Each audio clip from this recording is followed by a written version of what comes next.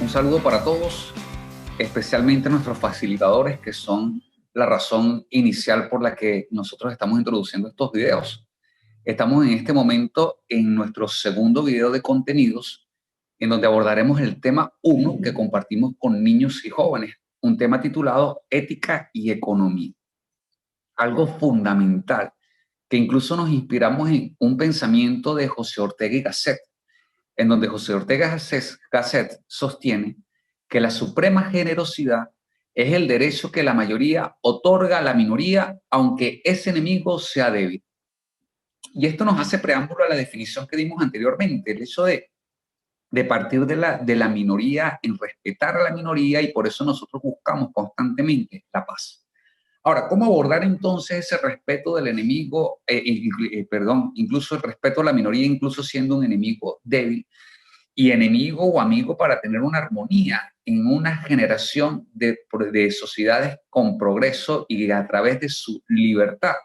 Pues para eso vamos a compartir entonces este espacio, reiterando que las láminas que pudieran ilustrar o que ilustran esta conversación que tengo por acá con ustedes, pues las podemos conseguir en el Classroom del programa de facilitadores. Ahora bien, nosotros vamos a compartir el primer tema, como hemos dicho, el de la ética y la economía. Con eso debemos tener claro tres cosas fundamentales. Número uno, de las cuatro virtudes cardinales que nosotros mencionamos hace un rato, ¿cuál es la que vamos a buscar desarrollar acá? Y la virtud que vamos a desarrollar acá es la virtud de la prudencia. Y sobre eso nos vamos a ir desarrollando a lo largo del tema. ¿Por qué la virtud de la prudencia? ¿Cuál es la competencia general que nosotros buscamos desarrollar o alcanzar o compartir a través del tema de ética y economía? Uno, que se tomen decisiones evaluando costos y beneficios con prudencia y responsabilidad, porque solo la persona libre es responsable. Y a través entonces de los aportes de la economía, la responsabilidad, consideramos que se consigue ese motor de la libertad que conduce a la generación de riqueza, porque hace que la creatividad se expanda para todos, no solamente para el beneficio individual, porque al beneficiarse individualmente, irremediablemente se beneficia a todo el entorno. Y aquí hay una dimensión humana también importante de destacar, que es el de la identidad. De hecho, cuando nosotros vimos en el módulo anterior el hecho de qué buscamos desarrollar con los niños, hablamos de autonomía y de identidad, y esa identidad tiene que ver con conocerse a sí mismo, y consideramos que con la ética y la economía contribuimos a ese conocimiento de sí mismo, importante para la economía, porque en la medida que nos conocemos más a nosotros mismos, sabremos qué ofrecer en los mercados para poder obtener riqueza. Ahora bien, ustedes van a conseguir incluso en las láminas del Classroom, como mencioné hace un rato, una competencia específica que es precisamente la evaluación de costos y beneficios. Hay unos conocimientos necesarios acá por desarrollar. Y uno, el saber que toda decisión tiene una renuncia. Nosotros sabemos que eso se llama costo de oportunidad, un concepto fundamental en la economía y que consideramos que es la base fundamental para el desarrollo de la prudencia. Es decir, a lo largo de este compartir del tema de ética y economía, lo que tratamos de demostrar irremediablemente es que la prudencia se desarrolla a través de un aporte de la economía llamado costo de oportunidad, un concepto que vamos incluso a buscarle un bagaje histórico más adelante. Eso, otro conocimiento necesario es el identificar que el análisis económico parte del individuo, tal cual como se introdujo en el video anterior. Hay unas habilidades también por desarrollar acá, no solamente un conocimiento. ¿Y cuál es la habilidad que nosotros buscamos desarrollar? El tomar decisiones usando el análisis costo-beneficio, que a los niños lo daremos con algo que llamamos la técnica del semáforo. Y esto nos permitirá entonces hacer consideraciones éticas. Y por último, pues no solamente buscamos desarrollar conocimiento, no solamente buscamos desarrollar habilidades, sino también actitudes. ¿Y cuál es la actitud que nosotros buscamos despertar en los niños y que empieza por nosotros mismos? Y es el hecho de estar alerta de las consecuencias de las acciones antes de realizarlas. Eso nos hace prudentes. Eso es sentido común. Por eso reitero que en la economía decimos que es sentido común. y que repito que ese sentido común es estar alerta a las consecuencias de las acciones antes de realizarlas. Y eso nos hace responsables y eso amerita entonces no tenerle miedo a la libertad para saber qué es el paso incluso que podemos dar en incertidumbre. Y por la última habilidad que nosotros vamos a mencionar o tratar de introducir, de desarrollar, es el que reconocer que todos tenemos talentos que nos hacen únicos y especiales. Y fíjense que este elemento es fundamental de reconocer talentos que nos hace únicos y especiales, es lo que nos aísla cada vez más de esos conceptos de economía basado en sociedad. Porque mientras más reconocemos lo único y irrepetible que es cada persona, pues podemos aprovechar la riqueza que cada individuo da en donde ninguno sobra, por muchos talentos o por pocos talentos que tenga, siempre la perspicacia empresarial, la creatividad genera forma de que cooperemos para que con mucho y con poco que tenga cada persona, tengamos sociedades prósperas. Ahora bien, con esto entonces, nosotros considerando que estamos en este tema de la ética y de la economía, partimos de la toma de decisiones. ¿Y por qué partimos de la toma de decisiones? Porque lo que tienen en común la ética y la economía es precisamente la toma de decisiones. Eso es lo que tienen en común. La diferencia la vamos a ver más adelante, pero pudiéramos adelantar ahora que la ética se encarga de identificar si una decisión es buena o mala, de acuerdo al criterio de cada persona. Pero la economía no se encarga de decir si algo es bueno o malo, sino de evaluar lo que se nos impone desde afuera. Solamente doy una introducción a ello, pero de momento vamos a detenernos en lo que tienen en común la ética y la economía. Es decir, ¿qué caracteriza la toma de decisiones? Y nosotros tenemos 4 características fundamentales. Número 1, solo las personas libres toman decisiones. Si no hay libertad, no hay toma de decisiones. Incluso me atrevo a hacer una anécdota acá.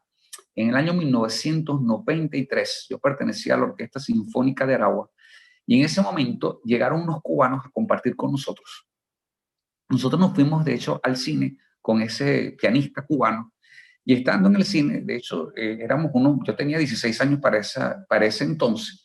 Era un muchacho que ganaba sueldo mínimo, en ese momento el sueldo, creo que más del sueldo mínimo. El sueldo mínimo estaba en 15.000 bolívares, ¿no? Y yo ganaba 20.000 bolívares. Eso era muchísimo dinero para un muchacho de 16 años. Así que antes de entrar al cine, pues comprábamos muchísimas cosas. Y este muchacho cubano no escogía nada, no pedía nada. Nosotros le decíamos, pide lo que quieras. Y decían, no, pidan por mí. Tanto insistirle que pidiera lo que quisiera y nosotros insistirle, y él insistiendo que nosotros pidiéramos por él, él terminó diciendo, es que yo no sé escoger. Eso a mí, obviamente que pues, me retumbó muchísimo. Incluso yo creo que de allí viene ese inicio de, bueno, ¿qué es la libertad? Precisamente como esa capacidad de elección y cómo se puede perder. Viviendo incluso para el año 93, un cubano que manifestaba no saber elegir algo tan sencillo, que a pesar de tener dinero, no tenía la capacidad de decidir comprar un dulce u otro, o comprarlos todos o no comprar ninguno. Porque, bueno, evidentemente no podía comprarlos todos y por eso no sabía resolver un problema de escasez. De allí la importancia entonces de que solo las personas libres toman decisiones y el hecho de siempre manifestar y mantenernos vigilantes, como ya han dicho otros pensadores, de que la libertad siempre hay que vigilarla para no perder esa capacidad que es propia de los seres humanos, porque son los únicos que podemos tomar decisiones y en eso nos diferenciamos de cualquier otro ser viviente. En segundo lugar, ¿qué caracteriza la toma de decisiones entonces? Que la prudencia hace que esa libertad se ejerza con responsabilidad, sin hacer daño y generando beneficios a la sociedad. De esto hemos dilucidado entonces esa irremediable relación entre libertad y responsabilidad y que por sobre todo, algo fundamental en el mundo de la libertad es que se es libre cuando no se le hace daño a otro y esa libertad es lo que genera un bien sostenible. En tercer lugar, se toma decisiones cuando se tiene opciones. Si no hay opciones, pues entonces no hay toma de decisiones. Eso implica o elijo una cosa o elijo otra. Y en cuarto lugar, se hace un análisis de rentabilidad donde se busca más ganancias que pérdidas. Entonces, estos son conceptos que nos sirven a nosotros como facilitadores en este acuerdo común, en donde tenemos estudiantes de economía, de administración, de cualquier otra ciencia económica y social, en donde hay distintas escuelas, repito, de la economía, como la teoría neoclásica y la escuela austriaca, y buscamos entonces el tener este elemento en común que caracteriza netamente a la toma de decisiones. Ahora bien, aquí viene algo fundamental que, que se maneja en la introducción del cuaderno del participante del niño, y la introducción básicamente se tomó en cuenta fue en la presentación anterior, pero con el hecho de que con las virtudes nosotros buscamos el tomar decisiones que nos hagan felices. Obviamente, aunque la economía no indica a las personas cómo ser felices, sí contribuye a un ambiente para que las personas alcancen la felicidad por sí mismos. Así lo señalaron economistas como Adam Smith en la teoría de los sentimientos morales publicada en el año 1759, economistas como Walras, de hecho quien fue el contemporáneo con Gibbons, y Menger, que mencionamos en el video anterior, de los famosos marginalistas, que deben conocer un poco mejor los estudiantes de economía que los de otra carrera. Y como lo menciona también el mismísimo von Mises en el libro de Acción Humana. Incluso pudiéramos ver algunos ejemplos. Dice von Mises en el libro de la Acción Humana: es innato en nosotros el hacer lo posible por mantener y desarrollar la existencia, el sentir insatisfacciones, el procurar remediarlas y el perseguir incansablemente eso que llamamos felicidad. Fin de la cita. Es decir, que así no buscamos de decirle a la gente cómo ser felices, pero sí a través de principios de la libertad enmarcados en la economía, pues es lo que consideramos compensadores que ya nos han demostrado como Mises, compensadores como ya nos han demostrado como Menger o como Walras, que voy a mencionar en este momento, que podemos dar el ambiente propicio para que la gente alcance la libertad por sí misma. De hecho, leo en este momento otro pensamiento de Walras, ese marginalista que le mencioné hace rato, economista, que él dice que es feliz aquella persona que aspira a tener más de lo que tiene. De ahí entonces el hecho de cómo buscar una toma de decisiones que implique que la gente pueda aspirar a tener más de lo que tiene. Porque si la gente no puede aspirar, pierde su sentido de libertad, pierde su sentido de vida, pierde su sentido de esfuerzo. Porque ¿para qué realizar algo si las cosas van a continuar igual? Y precisamente el ser humano tiene como característica esencial el desarrollar cada vez más y mejores innovaciones. Y un último ejemplo, pues entonces pudiéramos mencionar de William Ellery, que menciona que la tarea de un gobernante no es otorgar felicidad, sino dar a la gente la oportunidad de conseguir la felicidad por sí mismos. Fin de la cita. ¿Eso que implica entonces? Que nosotros nos sumamos a este pensamiento mencionando que a través de la prudencia desarrollada de la economía pudiéramos conseguir maneras que las personas alcancen la felicidad por sí mismas. Ahora, de aquí surge una pregunta, entonces, netamente en términos económicos. ¿Qué pudiera aportar la economía al desarrollo de la prudencia que conduzca a la felicidad? Y como hemos dicho, lo que vemos que aportamos netamente es el concepto de costo de oportunidad. ¿Qué es el costo de oportunidad? Si revisamos cualquier texto de introducción a la economía, vemos que nos define el costo de oportunidad como la mejor opción a la que se renuncia al momento de tomar una decisión. Es decir, toda decisión tiene un costo y ese costo es a lo que se renuncia. Por ejemplo, si usted está en este momento viendo este video, seguramente ha renunciado a hacer otra cosa, así sea a dormir, a estudiar otra materia, a trabajar, a compartir con su familia. Y eso es lo que usted renuncia, es el costo entonces que usted ha asumido por el beneficio que le pueda proporcionar el compartir esto que estamos nosotros abordando en este momento. Ese concepto de economía y de eso nos hace sentir a nosotros con mucho orgullo en función a la escuela austríaca, porque de hecho no es aportado por la teoría neoclásica, es aportado por la escuela austríaca a partir del texto de Principios de Economía del señor Karl Marx, en donde Karl Marx sostiene que el costo de algo es aquello a lo que se renuncia para conseguirlo, y eso implica entonces preguntarnos constantemente, y es lo que vamos nosotros a buscar con los niños. Nosotros en cada decisión tomamos en cuenta renuncias, o dicho de otra manera, nosotros vamos a preguntarnos a nosotros mismos y preguntarles a los niños a través de una metodología que luego vamos a compartir o que ya han visto ustedes en otro espacio, el hecho de que tomas en cuenta a qué renuncia cuando tomas decisiones. Y ello entonces nos lleva irremediablemente que estar pensando en lo que se renuncia cada vez que se toma una decisión, porque tomamos decisiones dado que no podemos tener todo lo que deseamos, por eso hay un principio de escasez implícito, y eso implica entonces que hay opciones y que hay que rechazar unas para poder obtener otras. Eso irremediablemente nos lleva a que el costo de oportunidad se asume para obtener un beneficio. Puede ser que lleguemos a una pérdida, pero el objetivo siempre es obtener un beneficio. Y ahí entonces nos pudiéramos preguntar, ¿y qué es un beneficio? Y sabemos que un beneficio es una ganancia o consecuencia positiva de alguna decisión. Y eso nos conduce irremediablemente entonces a pensar, ¿y qué será una pérdida? Y nuestro concepto compartido de pérdida será que es una consecuencia negativa de alguna decisión.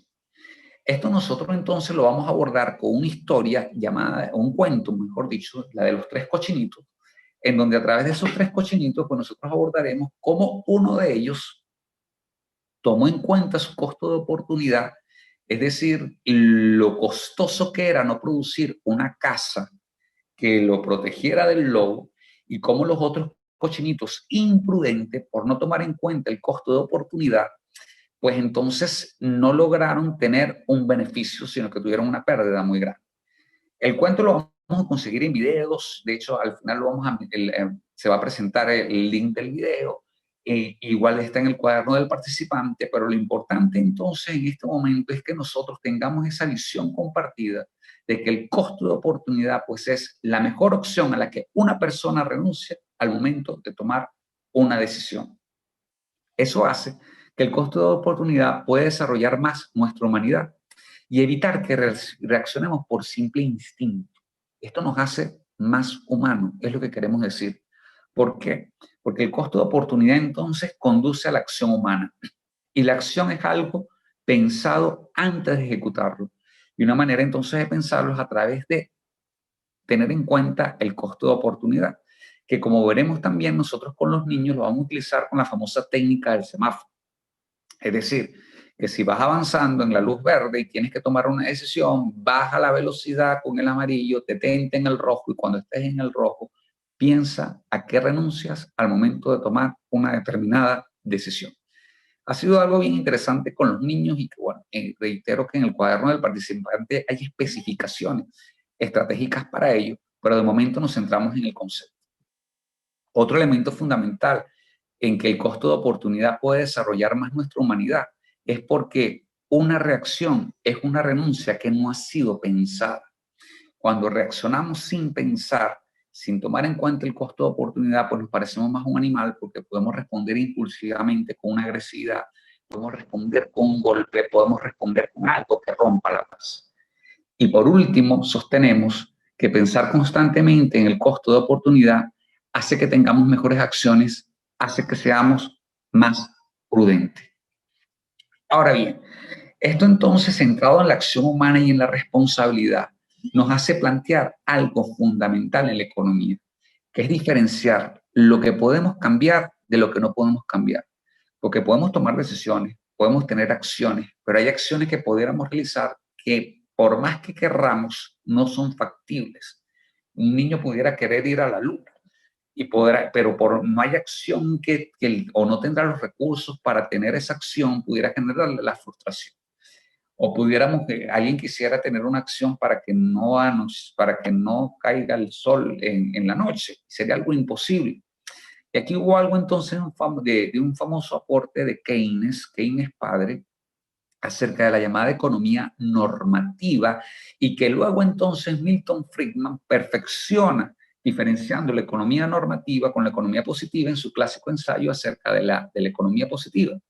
Pero de momento, fuera entonces de dilucidar de Keynes padre y de Milton Friedman, lo que nos interesa entonces en este momento es abordar que la economía positiva se centra más hacia lo que es propiamente la economía, porque se enmarca en lo impuesto desde afuera, señala lo que es. Y se señala lo que es algo que no puede ser cambiado con la imaginación. Como por ejemplo, que un precio sube cuando se demandan mayores cantidades. Eso es positivo y no lo podemos cambiar. Pero sin embargo, lo normativo entra además dentro de lo ético. Implica decisiones que construyen la realidad, como por ejemplo que yo quiera ayudar de manera libre y voluntaria a otra persona. Son subjetivas y no existen criterios para decidir. Esto entonces se nos hace fundamental para establecer el límite de lo que podemos cambiar, de lo que no podemos cambiar. ¿Por qué? Porque de diferenciar lo que puedo cambiar de lo que no puedo cambiar es un problema de la economía. Yo puedo cambiar el estado de pobreza de una sociedad o no lo puedo cambiar, y lo importante es cómo. Y ahí viene entonces el plantearse eso es una decisión netamente ética que respaldaría lo económico, porque la ética busca establecer si una determinada acción es buena o mala. La economía simplemente analiza las opciones a las que la persona se enfrenta, sus preferencias y las acciones conscientes que realizan para alcanzar sus objetivos, cualesquiera que estos sean. Fin de la cita tomada del libro de Martin Krause. Ahora bien, centrándonos en esto, nosotros lo dilucidamos muy bien con los niños a través de unos casos específicos. Un primer caso es el del perro hambriento, en donde se demuestra que solo los humanos toman decisiones éticas, porque un animal no tiene capacidad para decidir si algo es bueno o mal, actúa por instinto. Eso lo vemos entonces con un caso de un perro que se le quita la comida y que actúa por instinto mordiendo irremediablemente. Eso lo podemos observar con mayor profundidad en el cuaderno del participante, pero de momento entonces lo que nos interesa es que el humano es el que toma decisiones éticas. Es más, nosotros nunca decimos qué mal estuvo esa araña por haberse comido a la hormiga, pero sí pudiéramos decir qué mal estuvo una persona por haber matado a otra. El segundo caso que nosotros abordamos es el de un parto, en donde un médico tiene que salvar la vida de, de una madre que está a punto de dar a luz. Y ahí vemos entonces necesariamente una decisión ética, porque pudiera ser tan noble salvar a la vida de la madre o del hijo. Pero sin embargo, si llega una biopsia revelando que la madre morirá, ahí la decisión viene desde afuera y no es ética. La biopsia ha decidido que se debe salvar es al hijo y no a la madre. Este ejemplo entonces nos permite diferenciar qué es ético y cuándo se toma una decisión ética, cuando nadie te puede juzgar por lo que has tomado, cuando el criterio de bondad no es juzgado por nadie, pero cuando es económico, cuando eres irracional y, por ejemplo, salvas a la madre sabiendo que va a morir de cáncer. Incluso eso pudiera ser penalizado. Cabe incluso mencionar que ese ejemplo del parto de la madre lo hemos tomado del libro de La noción de Dios del profesor, una gran pluma. Es el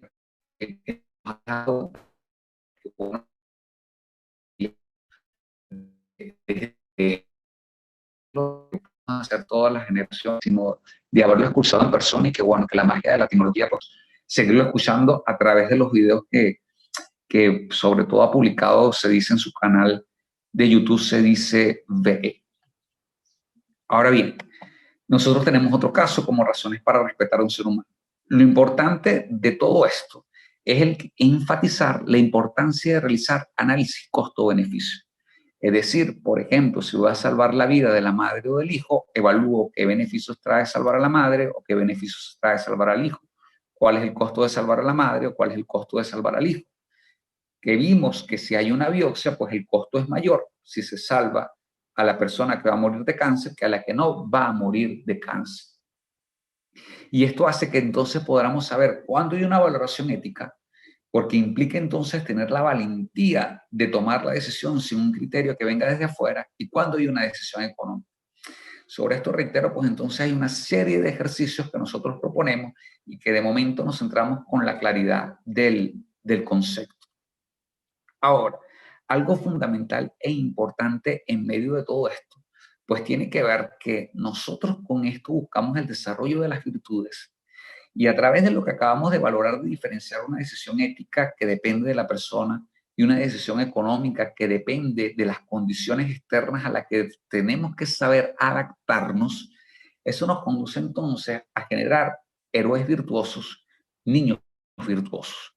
Nosotros vemos importantísimo desarrollar al final de cada tema y tener presente en cada tema la importancia de resaltar cómo todo niño virtuoso, incluso cómo toda persona virtuosa, desarrolla este tema de la ética y la economía y a través del desarrollo de la prudencia, afirmando que, asumiendo que, comprendiendo que todo niño prudente es virtuoso por las siguientes razones. Incluso pudiéramos sustituir toda persona prudente es virtuosa por las siguientes razones. Número uno, descubre sus cualidades y con ellas alcanza sus metas. Porque cuando una persona está buscando tomar decisiones y evalúa constantemente a qué renuncia, eso va dando indicios incluso a saber qué cualidades posee en cuanto a que permite identificar qué es lo que valora más o qué es lo que valora menos al momento de renunciar.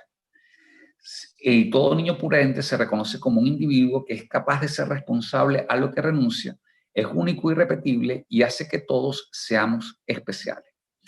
Por otra parte, nos parece fundamental entonces destacar siempre al héroe virtuoso a nivel empresarial. ¿Por qué? Porque siempre lo mencionamos, de ese pensamiento de Ortega y Gasset, que creo que no mencioné al autor en el vídeo pasado, pero que tiene que ver que nosotros vamos a pasar de un protagonista social centrado en el guerrero a un protagonista social centrado en el empresario, porque es precisamente el empresario el que genera riqueza, no con la guerra. Y por eso, para finalizar este tema, nosotros terminamos considerando como héroe virtuoso a nivel empresarial a Ricardo Zuluaga. ¿Y por qué es Ricardo Zuluaga? Porque es un héroe virtuoso a nivel empresarial por fundar la electricidad de Caracas obteniendo la energía del río Guaire. El medio fue el río Guaire, el fin fue generar electricidad. Y tuvo la responsabilidad social entonces de eliminar a una sociedad. Esto es fundamental porque dentro de una cultura empresarial nosotros observamos que más que crecimiento económico también hay un crecimiento social, como el crecimiento social de iluminar toda la ciudad de Caracas, tal cual como lo mencionó como profesor o como arriesgó el señor Ricardo Zuluaga, miembro fundador del CEDICE Libertad. Con esto entonces nosotros podrán observar de los videos utilizados para esto, está el de los 3 cerditos y el lobo feroz. En las láminas de PowerPoint del Classroom consideran el enlace. En la lámina también de PowerPoint vamos a tener estructurados los conceptos como el de costo de oportunidad, que lo hemos definido, el de beneficio, el de ética y el cómo se marca yo la libertad como la capacidad de elegir lo que se desea respetando lo que pertenece a otro. Es algo que siempre vamos a tener en cuenta al momento de tratar de habituar en el concepto de costo de oportunidad. En toda renuncia se debe tener capacidad de elegir, eso es libertad, pero siempre teniendo en cuenta que esa libertad se fortalece respetando lo que desee el otro. Es decir, que una renuncia siempre va a estar en respetar el derecho del otro, en respetar lo que le pertenece netamente al otro. En las láminas también van a conseguir entonces las lecturas. Son 3 textos básicos que nosotros sugerimos. El primero pues es el tema 1 de economía para niños y niñas, llamado el cuaderno de participante. El segundo es el capítulo 1 del libro del doctor Martin Krause, la economía aplicada a mis hijos. Y el tercero, también opcional, es el texto de Aula Móvil de Economía en el tema número 1. Entonces, reitero, tenemos como necesariamente el texto a leer de Economía para Niños y Jóvenes de Cuaderno de Participante. El primer texto opcional el texto del doctor Martin Krause que refuerza estos contenidos. Y por último, también de manera netamente opcional, pues el texto de Aula Móvil de Economía. Con esto entonces consideramos que damos un aporte en función del costo de oportunidad, concepto dado por Carl Mergen y que lo vemos accesible a los niños, más que accesible, necesario para hacernos más prudentes y desarrollarnos mejor como sociedad. Con esto damos por finalizada entonces la inducción del tema 1, que nos permitirá entonces abordar luego las estrategias que nosotros hemos mencionado de cómo con la literatura, en este caso el cuento de los 3 cochinitos, compartirlo con los niños. De eso vamos a conseguir también crucigramas, criptogramas, sopas de letras, pareo, que reforzará entonces maneras de habituarnos con esto que acabamos de compartir.